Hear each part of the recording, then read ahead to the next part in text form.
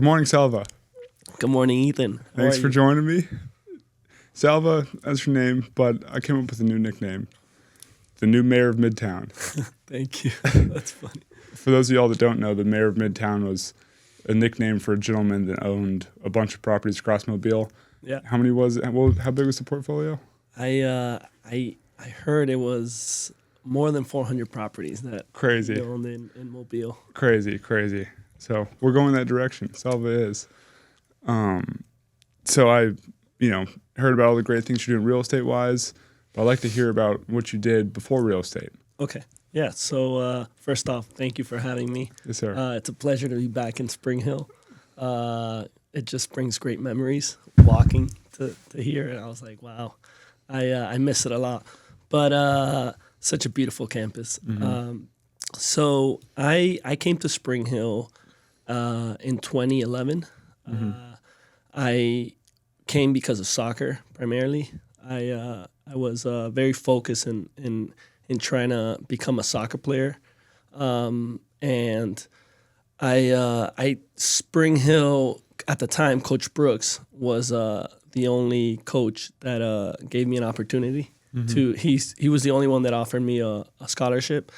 And I came here and I fell in love with the campus. I was coming from a Jesuit school in Miami, Belen, and I really had low expectations for Mobile just because I feel like the stigma outside of Mobile, specifically in other places, isn't the best. Mm-hmm.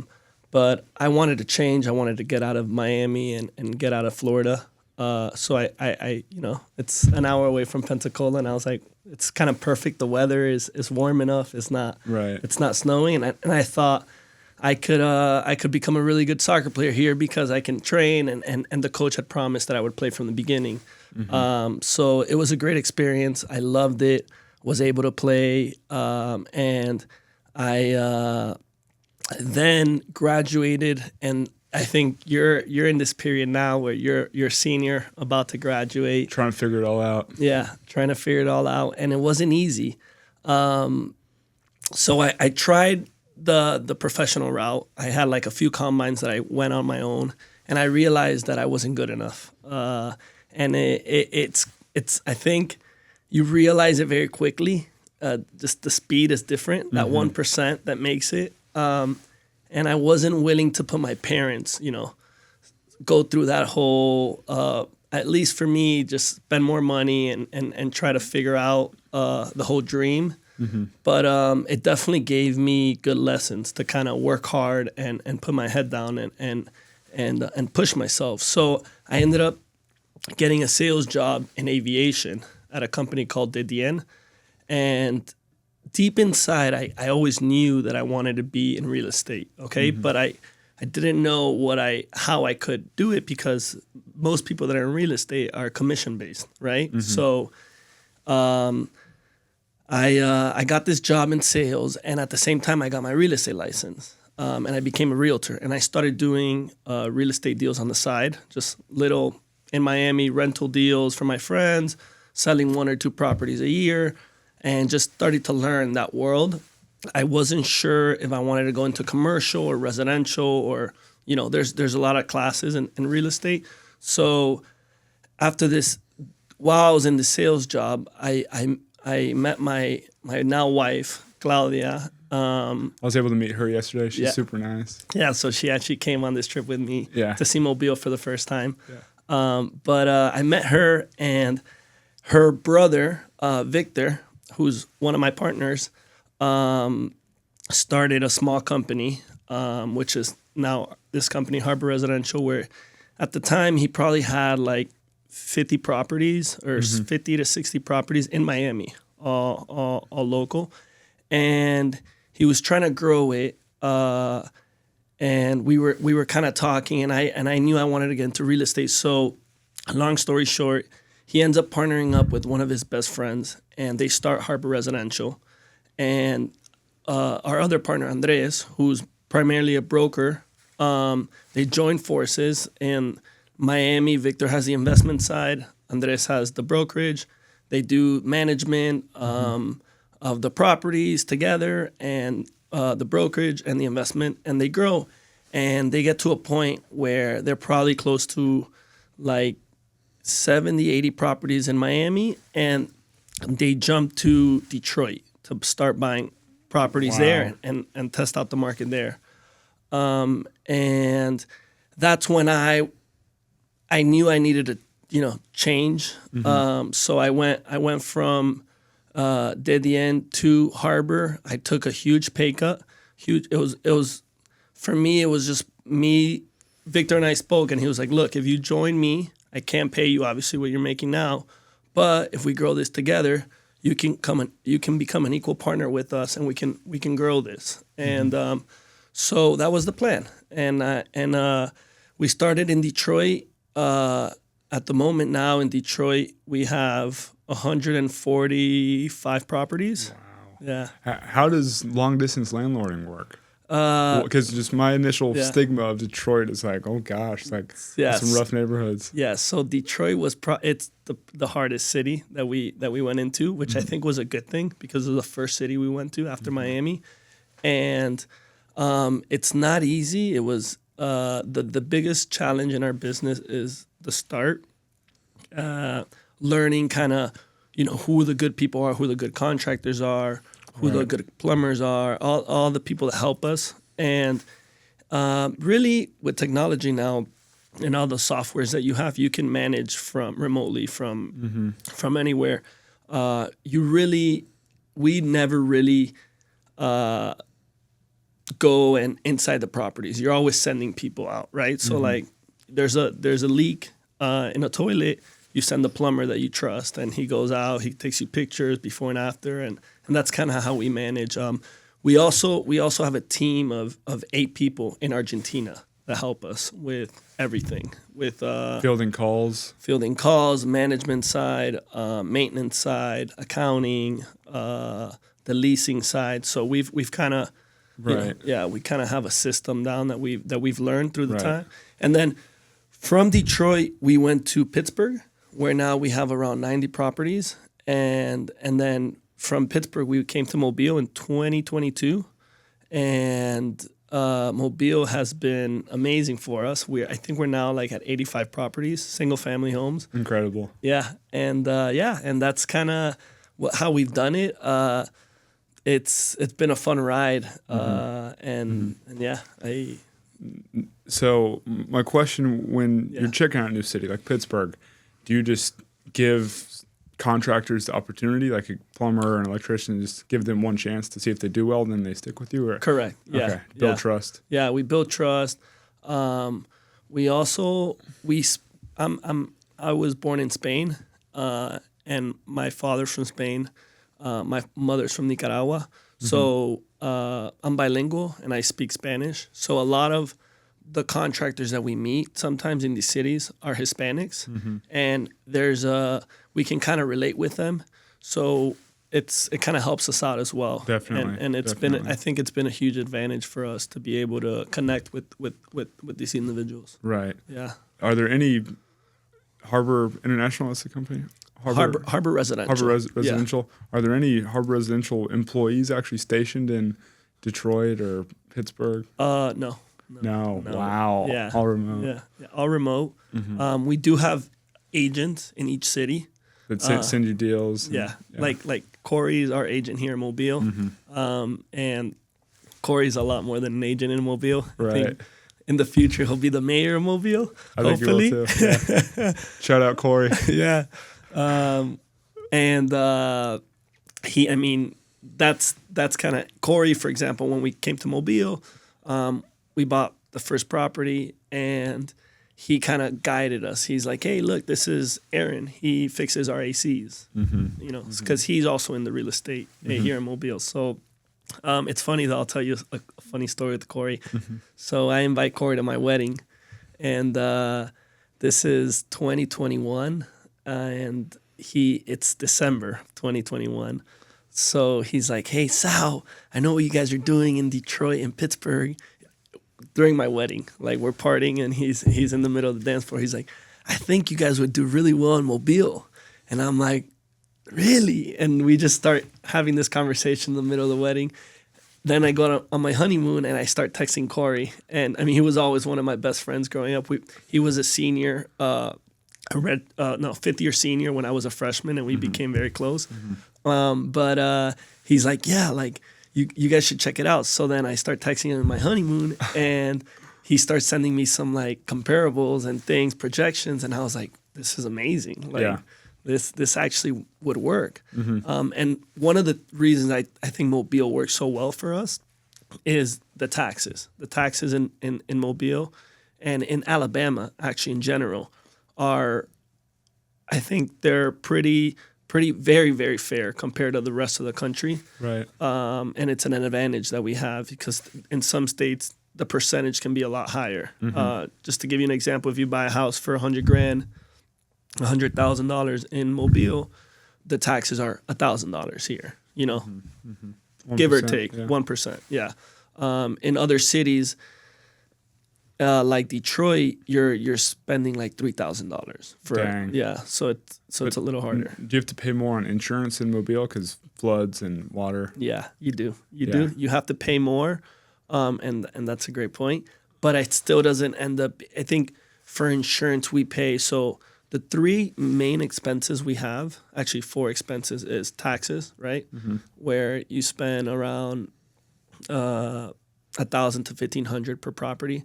Then you have insurance that you spend another $1,800 to $2,000, and it includes wind insurance. And then you have property management, where we actually charge. We property manage ourselves internally, but we charge $150 a month, which ends up being $1,800 a year.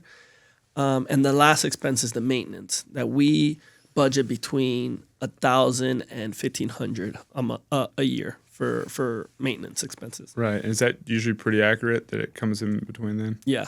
So right now we have around 408 properties between all the markets. Incredible. And in 2024 we averaged like 995 or 985, something like that. It was pretty spot on. So we budget 1,000, and it's averaged out like that. Right. Yeah. So let's say a tenant calls for a maintenance issue. What determines if it's your responsibility or the tenant's? Great question. So we're very flexible. We try to be very friendly, and I think that's one of the reasons. The goal for us is to keep the tenant as long as possible. So we try to help them as much as possible when they call us, you know. So if there's a leak, if they put some paper they weren't supposed to flush down the toilet, we won't even, you know, and we see it, we won't even, or their kid put a toy in the toilet, we'll take care of it. We try to be as friendly and as easy as possible with them. And then obviously, you know, if you start seeing that they're really taking advantage, you start seeing, you know, one maintenance order every month. And then we start, you know, it's normally 3 to 4 a year. You don't, you know, if they're being fair. Right. How much does it cost for one of your guys to come out and check it? Yeah, so it all depends on the you know, repair. But we have 2 crews in each city that work with us. Just with y'all, they don't have any other clients? Yeah, pretty Love much that. with us full time. So this person will go out to the property and will say, hey, you know, this is, and he'll repair it, and maybe he charges $125 or $150, but he has worked the whole year, and he's happy because we keep him busy, and and that's why we try. That's the reason why I'm here in Mobile actually now. It's every time I travel, we go look at properties. And we have a few clients looking for houses, so we get them under contract, and that way we can keep, you know, we buy it, we renovate it, and we can give the job to the crews so they can repair them, give it a facelift, and keep going. Right. Yeah. Right. Yeah. So can you talk to me about the clients you work for? Yeah. So a lot of our clients are high net worth individuals. I would say most of our clients are from South America, from in Chile, and we have a network of people that we've met in Chile. For example, like the owner of the avocados in Chile that sells all the avocado, and the owner of toilet paper in Chile. Mm-hmm. So for them, they do really well over there, right? And there's two advantages to investing in the U.S. One is that their dollar, I think the Chilean peso, there could be one day they're kind of, there's a lot of volatility because the president, at one point can be like, hey, which happened a few years ago, we're changing the Constitution, and what they have in the bank, they don't have dollars, they have Chilean pesos, so it can really go down. So they try to take their money bring it to the U.S.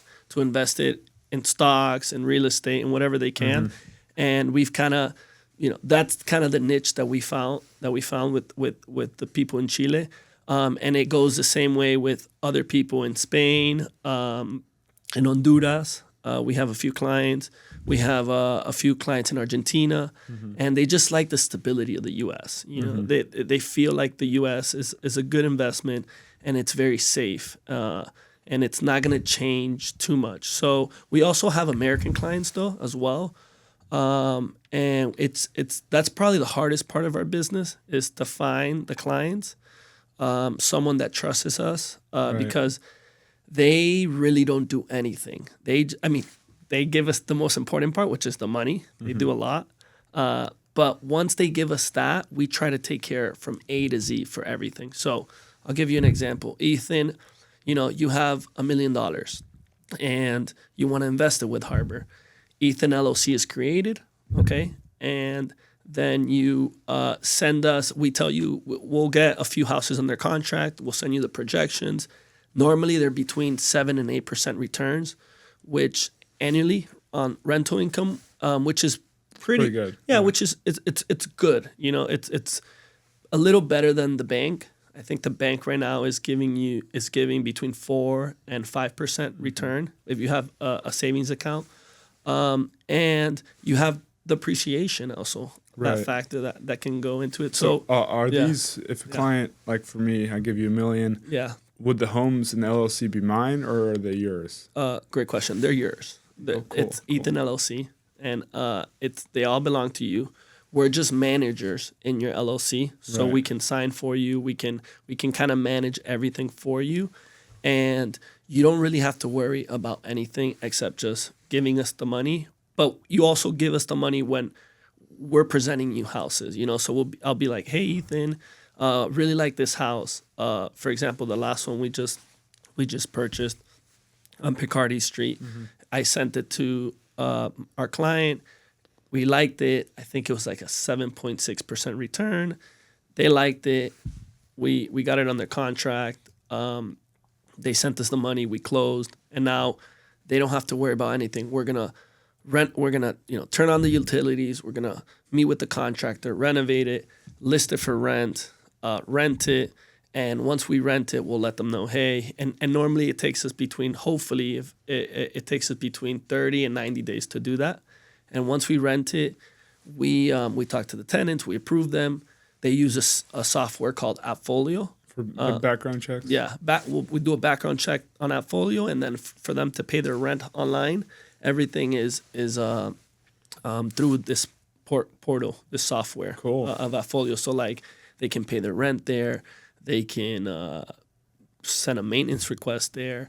They can do everything there. If they want to move out, they can put the request that they're moving out after the year. We normally try to do 1-year leases with the tenants, and something we've learned is that the idea is to keep the tenants in the property as long as possible. So we try not to.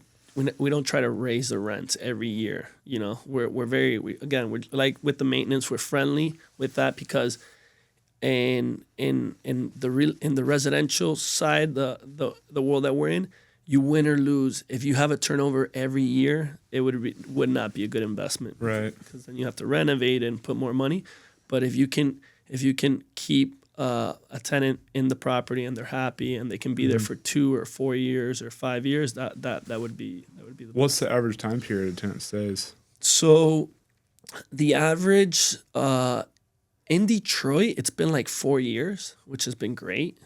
In Pittsburgh and Mobile, it's been like 3 years so far. We started in 2022, so it's hard to in Mobile to kind of give you but like a lot of the tenants that we've put in have stayed for 3 years. So since we've purchased the home, so 2.5 years, and it's also expensive to move. It's not easy to move, especially when you're going to another property. You need to pay security deposit in a first month and movers, the time. Yeah, exactly. So that's kind of and if you're getting you're speaking to them and we're a small company. And if we can treat them well and they like it and we can take care of everything that they need, there shouldn't be a reason for them to move, hopefully. You know, you never know. Things happen. True. Well, with your clients that invest the money, is there a certain term they sign up for and how long you're going to manage the properties for them? Yeah. So there's no certain time. We sign an operating agreement with them and a management agreement with them. And they can decide, they can leave whenever they want and go with someone else. It hasn't happened to us yet, thankfully.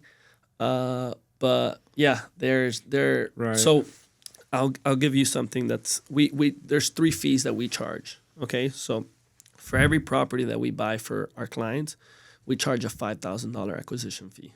Okay, then we also charge $150 of management. Every month. Yeah, once it's rented, okay? And not the first month, because the first month you have to pay the agent the leasing fee.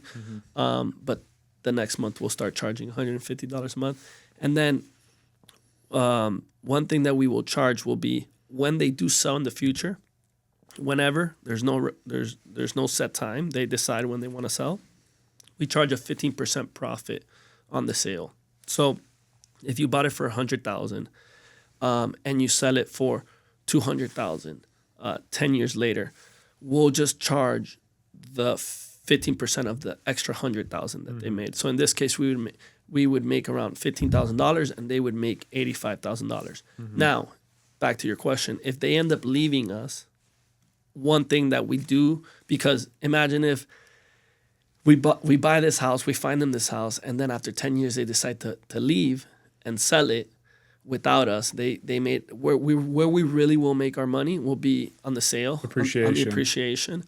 So if they end up leaving, we do charge them what we think the value of the property is. Yeah, that 15%, because it's kind of like, the $150 that we charge a month is really to pay all the expenses that we have.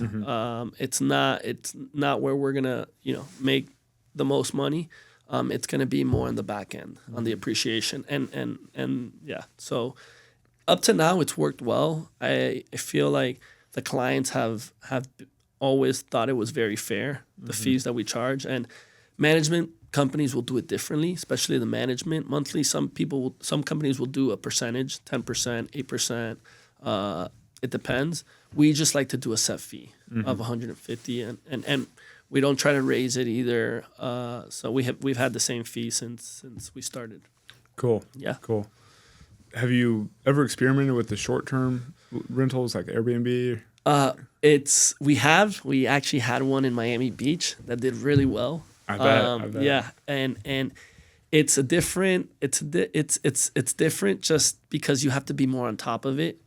Not that it's probably great. I know Corey has a few here in Mobile, does, yeah. And he tells me it's doing great. It's just a lot more hands-on. And for us, the idea is to keep growing, and if we started doing the short-term rental, I feel like it would kind of take us in another direction, which is something that I think is hard now that you're a senior and you're going to graduate. It's so hard I feel like there's so many good ideas all the time, right? And like you just seem like you're a business person. You're gonna do great. I could already Thank you. tell. I gotta stay by your side if I want to do great. But I was gonna tell you that I think for me, and one of the things that I always tell people and I always think about is, number one is partnering up. Sometimes you can't do it all yourself. Like, I'm not good at accounting. Victor, my brother-in-law as well, who's my brother-in-law, he's really good at accounting, and I think it's good to partner up with people that will make you better, especially if you can trust them. And so what I was getting to is, I lost my train of thought, but what were you saying? Oh, so you partner up with the right people, right? And now that you're gonna go through this whole process, I think it's important to also measure the amount of like risk that you're gonna take. So, for example, with us, we're very low risk, and we don't try to get too aggressive with it. So you get distracted with all the different options that you can have in real estate. So you'll see, for example, you can get into the multifamily space, you can get into the industrial play, which they're probably great. And I know from friends that are in the industrial world that work, at JLL, Cushman, or they have their own commercial business that they do really well, they finance. But I think it's important to try to stay in your lane and try to do whatever you end up picking, just going for it fully. So we've kind of just gone 100% on the single family, and not we sometimes will play around with the multifamily once in a while. If we have a few clients that will ask us, and we'll do it for them.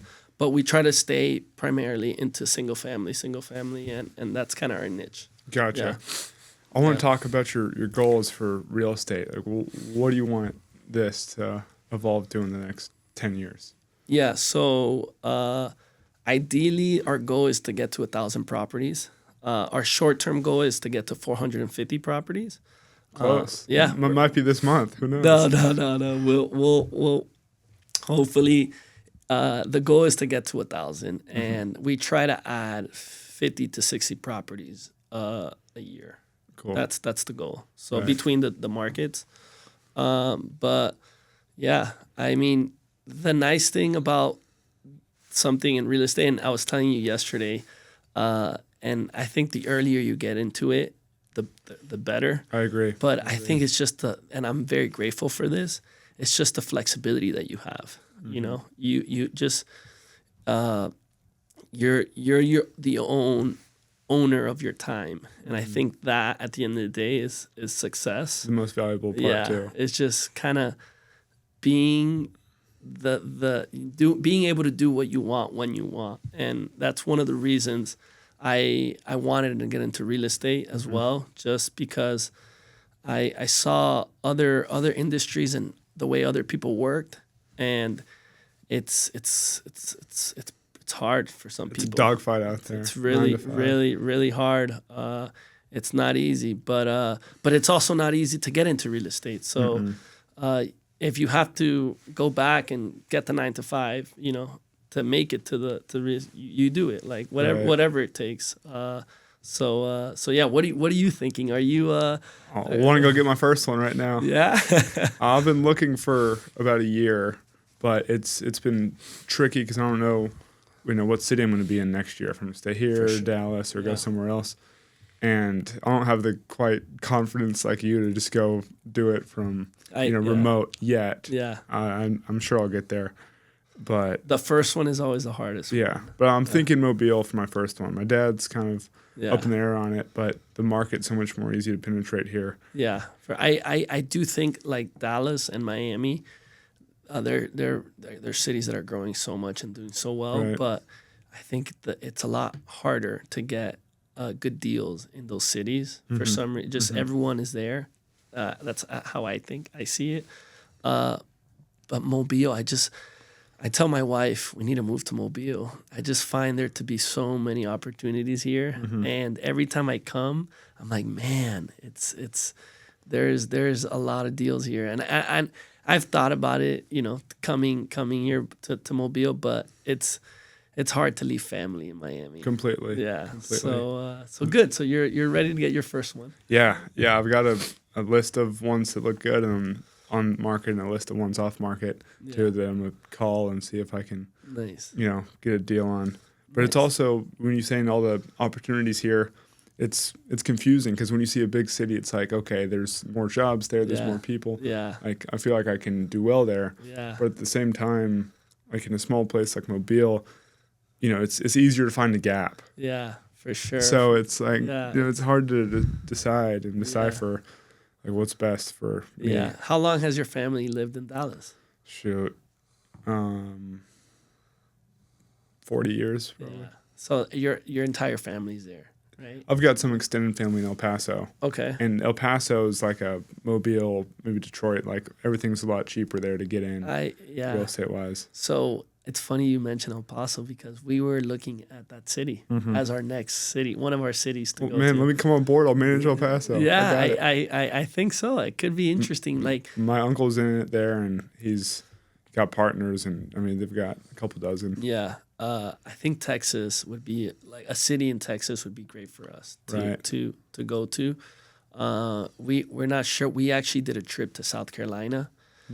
We would love to do something in the Carolinas, but something we learned in South Carolina is that, so they have a tax, a 6% tax on single family property homes that are not your primary.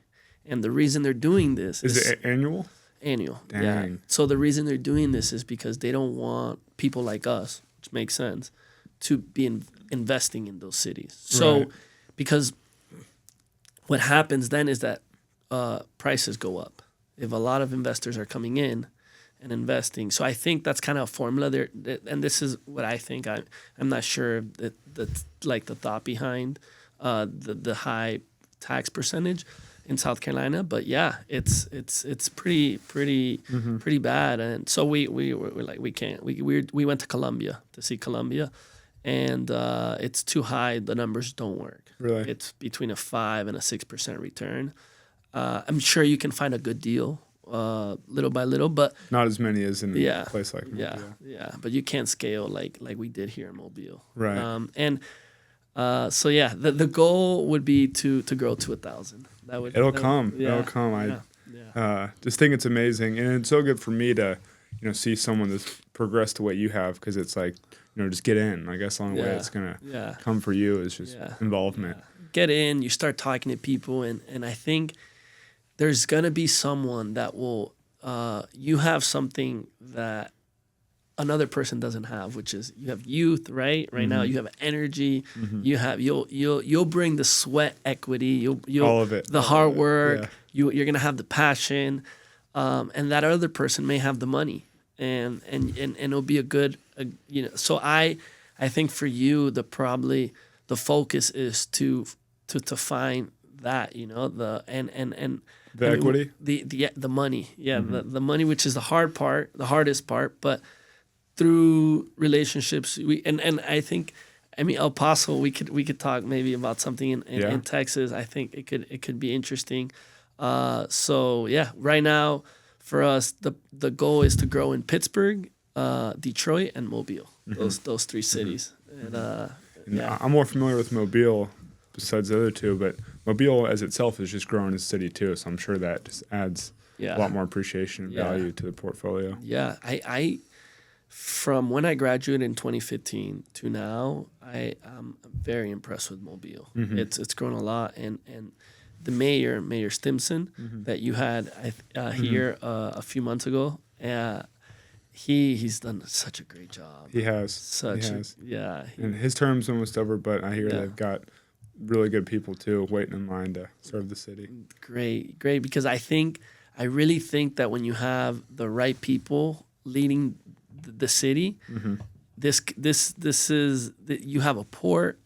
You have now Airbus here, building all the A320s airplanes, which is the most sold airplane in the world, and you have, even in Miami, you start hearing people. The other day, my wife told me she went to show a property, and the person there was like, "Oh, my husband actually, my husband is moving to Mobile, and my wife was like, "Wow, like, it's Salva is not crazy." Like, yeah, helps your case. Yeah, there's and in Miami, you start hearing a little bit more Mobile, and people are interested, and it reminds me. I don't think it will ever become like Miami, but I think the location of Mobile is such a great location because you kind of can, like, the port is there.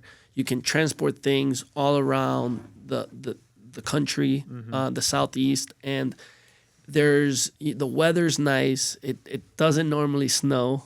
You know, last week was different. Yeah. So there's a lot of things going for the city, and you buy. This is not normal, but you'll buy a house here, right? And the lot can be half an acre or an acre, and that's a lot of land. In other cities, the houses we're buying in Detroit, they're probably 7,000 square feet lot size, 8,000 square feet. Pittsburgh, same thing. Here in Mobile, you're getting 32,000 square feet, 18,000 square feet, 12,000. It's a lot of land and space, and so I think there's just, it's a city that is gonna grow for sure. Just people are moving here. We have tenants that have moved from Miami. They've moved to Mobile because the other day I was talking to someone. He was a truck driver and he moved to Mobile because Miami got too expensive. He actually lived in the South in Homestead. Yeah. So yeah, just there's a lot of things going and excited. Let's see who the next mayor will be. Right. It'll be good to see. Yeah. For someone starting their career, do you think it's more beneficial to start in a bigger market like Miami, or to start in a place where things move, slower but maybe easier, like Mobile? That was a broad question. I don't know what industry, but just like a young professional. Yeah, I think definitely it depends on this. It depends on the career that you're gonna pick, right? But in real estate, and for me, I think if I were to do it and I were starting and I were in your shoes, I would probably pick Mobile to start because I think you can just make a bigger difference here than in those cities, and that's just my opinion. I'm the number one Mobile fan, so I like the idea of there's a lot of opportunity here. The other day I was hearing that the city of Mobile was giving out, and I don't know if this still happens, but I know it was happening a few years ago, but they were giving out a property that had burnt down, okay, and they were giving it out for free to someone who came and like would show plans of them adding value to it, making it nice, and showing their kind of like quotes on how much they would add to the property and how they would make it nice. And it was near downtown, and where I don't know where that happens, where you can get a property near downtown for $0, and now you have to put probably 80 to 100,000, maybe a little more, 150,000 into the property. It's not easy, and you need the money, but that's you can always go to a hard money lender. You can go to the bank, and you have local banks here that will help you as well. Right. So I think it's just like a lot more opportunity here in Miami. Number one, that would never happen. Two, it's so expensive. It's like with for example where we live, and my friends my age, it's really hard for people to own their own homes, their own properties. Which is tough because then you're never getting that equity, Exactly. So most people my age rent, and everything's super expensive. Interest rates are up now, close to 7%. So it's hard. I think here, like a house, just to compare to Miami, a house that will cost you $200,000 here. It's a very nice house. In Miami, it will easily cost $1 million. Right. Let me hit this computer real quick. So it's just easy. But then your family, Dallas. I know Dallas has gone up in price as well. Yeah. Yeah. so much. Yeah. And just more people coming in, and it's a different city. It seems. What are your friends gonna do? Most of your friends from Spring Hill. From Spring Hill, Yeah. they are. I've got a couple buddies going for masters. Okay. Different ones going to Alabama, and then Nice. one's finishing here, and no one's super decided. Yeah. But my friends from Dallas that went to bigger universities, some are doing consulting or Nice. Yeah. like real estate analyst at some bigger Nice. commercial companies. You probably have a lot more opportunity in those cities for sure, though. Right, Yeah. but more corporate opportunity. Yeah, more corporate. And yeah. I've been applying to corporate jobs all year, and I can't get an interview. So I think it's a sign from God to just tell me, go do it yourself. Yeah. Don't get in line. Yeah, I think you would be a great asset for Mobile. Yeah, it's great for me, but I do want to see some like bigger, more competition cities. But at the same time, like I don't have the skill set yet to be and thrive in a bigger city. Yeah. So it's like kind of knowing your worth. Yeah. So I'm working on that. Nice, a man. question on Yeah. you mentioned hard money lending. With the money you get from your clients, Yeah. do you just use that as cash, or do you go leverage it out? Yeah, so most of our clients give us the cash. So if we're gonna buy, let's say, one client we'll buy 7 houses for them, and they'll give us $1 million to buy 7 houses. We just buy those houses and we do not leverage them. Okay. It's probably something we should do. We have a fund as well that we did, and that fund we actually did leverage when the rates. I think we financed at like at 5.5%, 6%, which was good. But now the rate is higher, so it's hard to leverage. Yeah. And this is an investment for clients, high net worth individuals that are just like they don't want to maybe get more leverage and just Right. It's just want solid returns. solid return and They don't need more money. They just need to maintain the money. correct. So we have not done that, but definitely is something that we don't normally do that for every client, Right. but we've done it in the Right, past. right. So it's hopefully, and this is something I learned when rates were the townhouse that I bought in Miami with my wife. My rate was a 2.7.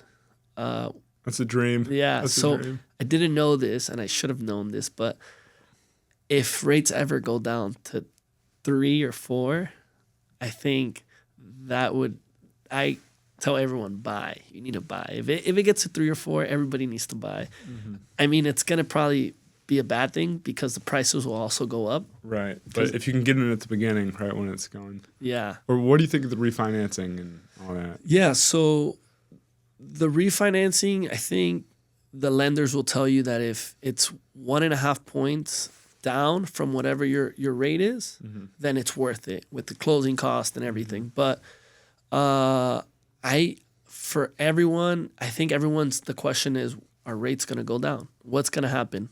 I think they're going to go. Everyone thinks with Trump now, things may go down, the rates.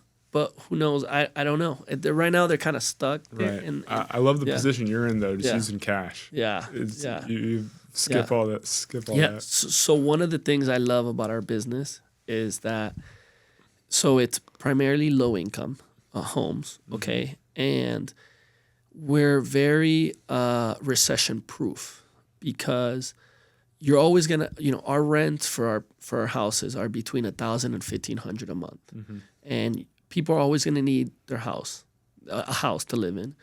$1,000 to $1,500. I don't know if it gets more affordable than that. It really it's hard. Maybe an apartment, but you don't have a house. You don't have a backyard. Right. And then the other thing is that it's kind of nice because people won't. They'll rent, and since it's so affordable, they'll have opportunities to do other things. And for example, we have someone that opened a restaurant, right? And they know they don't have to have a mortgage. They won't have that on their credit, owning a property, because that can if you own a property, it can kind of affect you when you're starting another business. So rent wise, it's the lowest that you'll find, and they're actually nice houses, and we take really good care of them. So I also feel like salaries are going up with inflation. So I think now, I don't know what do they charge for, what's like minimum wage now? I think it's in Alabama, I think it's $7.50. But that's super low on the national. I know Austin, Texas is 20. Wow. Or a little higher than 20. Yeah. So but it's you pay for it in your cheeseburgers if it's that high. No, correct. So imagine if you have, let's see, I think someone with minimum wage here, right, in Mobile, they work 40 hours a week. They probably, after taxes, after everything, they probably make, I think they probably make around $1,200 a month. Okay, and if it's a wife and a husband, that would be $2,400 a month. So they would probably be, if we're renting a house for $1,000 a month, you need to make at least $3,000 a month with us for us to accept you and approve. You need to make 3 times the income that you make. So a couple like that, it may be hard for them to get a property, but what a lot of people will do is they'll have like their grandma or their mother will be on Social Security, and she'll be making $1,000 or $1,200 a month, and then them two have a minimum wage salary. They'll get approved, and they have good credit. You can see that they pay their car payments on time, and that's kind of how we'll look at every person applying to our homes. Gotcha. Yeah. Are you building out your personal portfolio too as you build Harbour Residentials? Yeah. So we are also, all of us, the partners in Harbour, we have a few properties in every market, and it's those actually one of the LLCs that we have. We did finance. We leveraged after because it was worth it for us. I think we probably have 5 or 6 properties in Detroit and another 5 or 6 in Pittsburgh.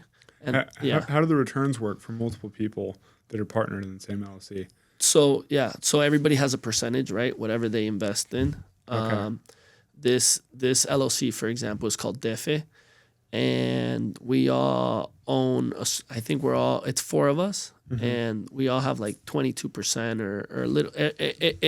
I think I have 22%. The other partner, my other partner, has like 26%, and we kind of. So you put in 22, and then you get 22% of the rent a month. Correct. How do expenses work? Are you paying 22% of, maintenance too? Yeah, correct. Gotcha. Everything is divided equally on the percentage that you own. Okay. But for us, actually, we don't even distribute for ourselves right now. At the end of the year, everything we make, put back in right now, and we're just trying to. The idea is to buy another property, and right, we kind of see it as a 401k for us, since it's our own business, but we're self-employed. We don't really have we have a 401k, but it's a thing that I'm telling you, when you start on your own, and it's a lot harder, and there's a lot of things that you'll realize, like insurance, for example. Right. Insurance is something that we all pay for. A company will offer you that. A big company, we all pay for it ourselves. And back to the investment, this company, DEFE, we were able to start with 5 properties. In like 20, this was right before I started at Harbour. I think it was like 2018. And then after like 2021, we were able to refinance the 5 that we owned, and we were able to buy another 3 or 4 in Pittsburgh. And like that, all the rental income that we've made, we've tried to continue to grow the portfolio. And now we're like close to like 12 properties that we have ourselves. Nice. And that all is in the Harbour. We charge the same fees to ourselves, management fees, and we're we treat it the same, as if it was a client. Right. Yeah. I've got 2 good buddies that know I've been looking for a property and want that, so they want to invest with me. Yeah. but I've got mixed opinions. People have said, the only ship that doesn't float is the partnership and all that. So, like, would you recommend on the first one going with partners? Yeah, I would recommend it for sure. If you trust your friends, I think it's all case by case. Like, you seem like a very fair person, and I'm a very fair person. Mm-hmm. You have to have respect, but like, if you trust that person, and I think partnerships is one way that you can grow. It's not easy, and there's different opinions all the time. But if you have respect and you kind of have the same vision with your partners, you can do it. And I definitely would recommend it, because that's actually one way that you'll be able to buy. Let's say it was a property of $100,000. 4 of you get $25,000. It's a lot more doable. It's a lot more doable, and now you can start. You can get experience too. You can see how it works.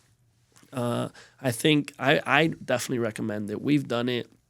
It's done really well for us. I do think you have to use QuickBooks, so you can have everything organized with the accounting side, and maybe if one of your partners can contribute that part, the accounting part, and then you can contribute the walking the house, picking the house, meeting with the contractors, showing the house, finding the tenant, and you and then you have another 2 silent partners that just give you $50,000. I think that will help you for sure, and I definitely recommend it to start. Yeah, cool. I'll take after it, and I'll give you an update on how it goes. And I'll be in Miami the 3rd through the 7th, so I'd love to see the office. For sure, you have to come by. I want you to meet the team. Cool. If you want to test and see if you can do the 2 miles in 12 minutes, I'd love to test with you. Oh, so I don't know if I can now do 2 miles into. I want to get there to the goal. That's my goal. I used to do it in college, but I'll do it with you. Okay, cool. There's a track right by our office that we can go to. We'll do it. What are you running? What do you think you can run it? I've been doing more short distance, so 800 meters, but I'll give it a shot. Yeah. But the buddy I'm staying with runs at UMiami, and he's got the program record there for the 1500. So if we need someone to pace us and try and catch, he's like a little rabbit, man. He just takes off. So our office is right next to University of Miami, and I actually would love to just talk to him, and we could just go to the U right there and run at the track there. He's one of the ones that's real interested in it with me and wants to work together. So nice. He'd love to talk to you as well. Oh yeah, for sure. We'll talk. Is he so like one thing that maybe you guys in the future, and this is just me talking from the experience that I had, was when I told you earlier about partners and knowing like each person's pros and cons. In Harbor, we have Andres, who's the broker, and he does a lot on the brokerage side. He also does a ton on the investment side as well. Mm-hmm. But he's someone that's super passionate about real estate and has done real estate his own life.